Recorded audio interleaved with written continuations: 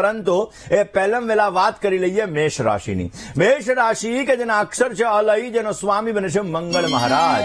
મેષ રાશિવાળા જાતકો માટે આજના દિવસની અંદર જમીન મિલકતને લગતા કામકાજની અંદર તમને રાહત મળતી જણાશે.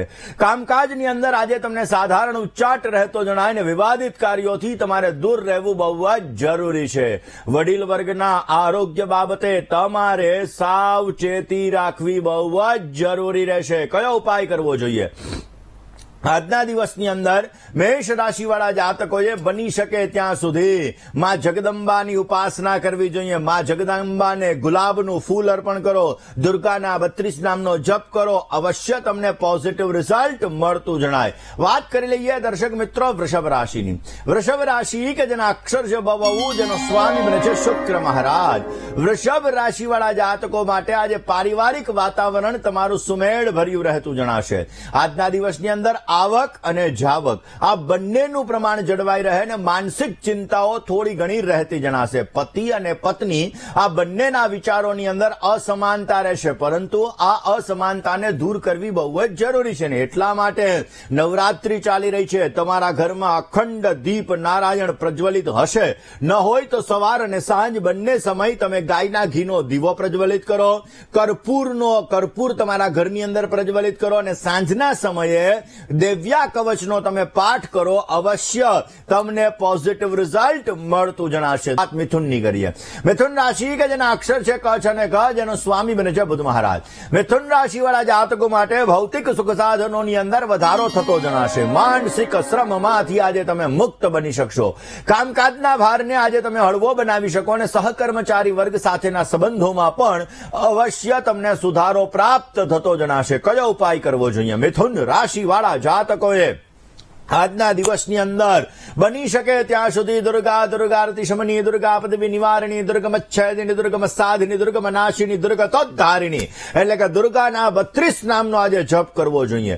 અવશ્ય પોઝિટિવ રિઝલ્ટ મળશે. ને હવે વાત કરીએ કર્ક રાશિની. કર્ક રાશિ કે જેના અક્ષર છે ડ અને હ, જેનો સ્વામી બને છે ચંદ્ર મહારાજ. સાંસારિક જીવનની અંદર સામાન્ય ચિંતાનો અનુભવ તમને થતો જણાશે. આજના દિવસની અંદર બારગામના કામકાજથી તમને સારો લાભ મળી શકે. સંતાનને લગતા પ્રશ્નોની અંદર આજે તમને સાનુકૂળતા રહેતી જણાશે. કામકાજની અંદર આજે સફળતા અને પ્રગતિના સુંદર મજાના યોગો જણાઈ રહ્યા છે. કર્ક રાશિવાળા જાતકોએ આજના દિવસની અંદર બની શકે ત્યાં સુધી માં જગદંબાની ઉપાસના કરી, માં જગદંબાને આજે ફ્રૂટ ઋતુફળ તમે અર્પણ કરો, અવશ્ય તમને પોઝિટિવ રિઝલ્ટ મળતું જણાય. દર્શક પરંતુ એ પહેલા વાત કરી લઈએ સિંહ રાશિની. સિંહ રાશિ કે જેના અક્ષર છે મ અને ટ, જેનો સ્વામી બને છે સૂર્ય મહારાજ.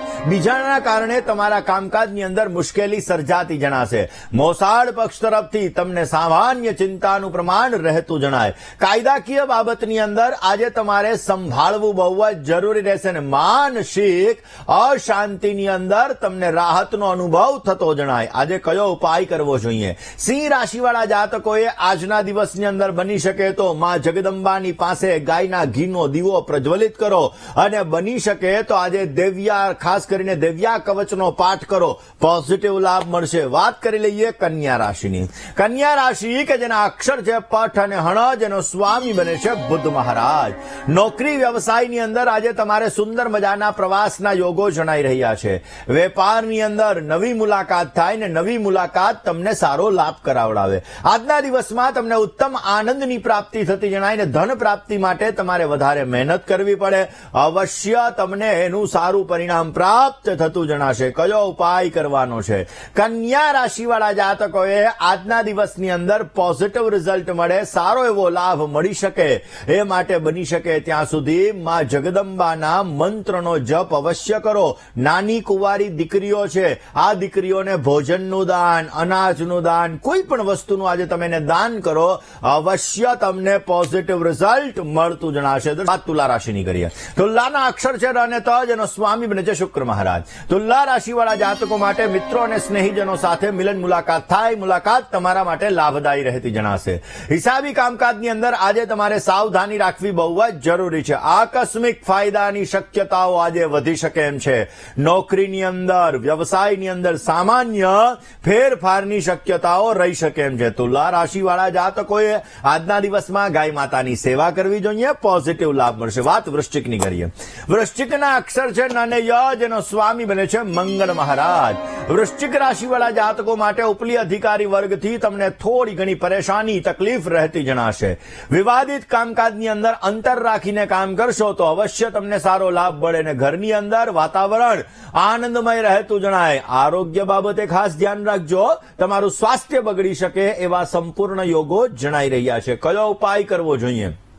માં નવદુર્ગાને, માં જગદંબાને, માં ચંદ્રઘંટાને આજે ગાયનું ઘી અર્પણ કરો અથવા ગાયનું દૂધ અર્પણ કરો. પોઝિટિવ રિઝલ્ટ તમને મળતું જણાશે. વાત ધન રાશિની કરીએ. ધનના અક્ષર છે ભ અને ઢ, જેનો સ્વામી બને છે ગુરુ મહારાજ. ધન રાશિવાળા જાતકો માટે પારિવારિક કામકાજની અંદર આજે વ્યસ્તતા રહેતી જણાશે. અગત્યના કામકાજની અંદર તમારે ઉતાવળ ન કરવી, તમારે બહુ જ જરૂરી છે. ને વાણીની અંદર, વ્યવહારની અંદર નમ્રતા રાખજો. અવશ્ય પોઝિટિવ રિઝલ્ટ મળશે. સગા સંબંધીઓ સાથે થોડો ઘણો તણાવ, થોડી ઘણી ચિંતા રહેતી જણાશે. આજના દિવસની અંદર ધન રાશિવાળા જાતકોએ બની શકે ત્યાં સુધી લવિંગની માળા બનાવી માતાજીને અર્પણ કરવી. પોઝિટિવ લાભ મળશે. વાત મકરની કરીએ. મકરના અક્ષર છે ખ અને જ, જેનો સ્વામી બને છે શનિ મહારાજ. વ્યવહારની અંદર આજે ભાગાદોડી અને ખર્ચનું પ્રમાણ રહેતું જણાશે. જીવનસાથી અને સંતાનોને લગતા કામકાજની અંદર તમને અનુકૂળતા સારી એવી રહેશે.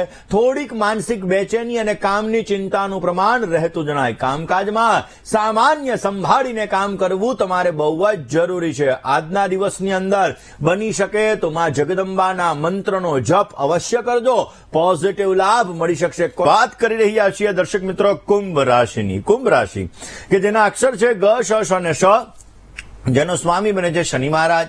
પારિવારિક સંબંધોની અંદર આજે તમને થોડીક મુશ્કેલી રહેતી જણાશે. વિવાદિત કામકાજની અંદર સાચવીને કામ કરજો, નહીતર સમસ્યા સર્જાઈ શકે એમ છે. વિલંબમાં પડેલા કામ અવશ્ય તમારા ઉકેલાશે અને માનસિક અસ્વસ્થતાનો આજે તમને અનુભવ થતો જણાશે. કયો ઉપાય કરવો?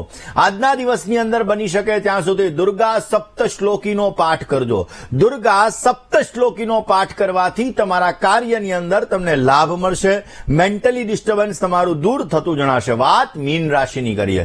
મીનના અક્ષર છે દ, ચ, ઝ અને થ, જેનો સ્વામી બને છે ગુરુ મહારાજ. વિલંબની અંદર પડેલા કામ અવશ્ય તમારા પરિપૂર્ણ થતા જણાશે. ધર્મ કાર્ય માટે યાત્રા પ્રવાસ થઈ શકે.